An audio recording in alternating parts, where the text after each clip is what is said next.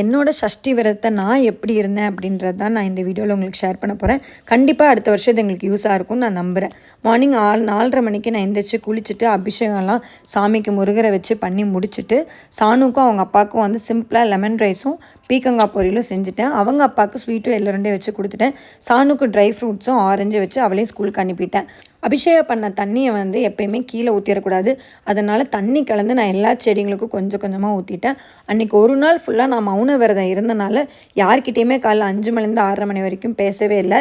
Evening பார்த்திங்கன்னா திருச்செந்தூரில் நடந்த லைவ் டெலிகாஸ்ட் சூரசம்ஹாரம் பார்த்துட்டு வீடெல்லாம் தொடச்சிட்டு தலைக்கு தண்ணி ஊற்றும் போது கல் உப்பும் மஞ்சத்தூளும் போட்டு நம்ம தலைக்கு தண்ணி ஊற்றி விடணும்.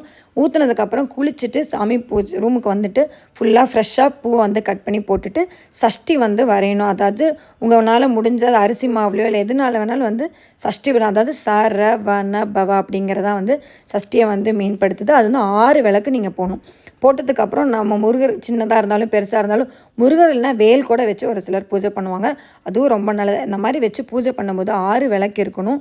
அவருக்கு பிடிச்ச ஒரு டம்ளர் பால், அப்புறம் அவருக்கு பிடிச்ச திருவாதிரை களி, முடிஞ்சால் 5-6 வகை சாப்பாடு, இல்லைன்னா ஒரே ஒரு வகை சாப்பாடு.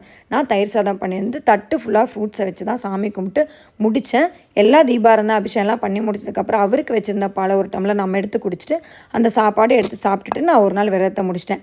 நான் இப்படி தான் இருந்தேன். யார் யாருக்கெல்லாம் பிடிச்சிது அப்படின்றத கமெண்டில் சொல்லிடுங்க.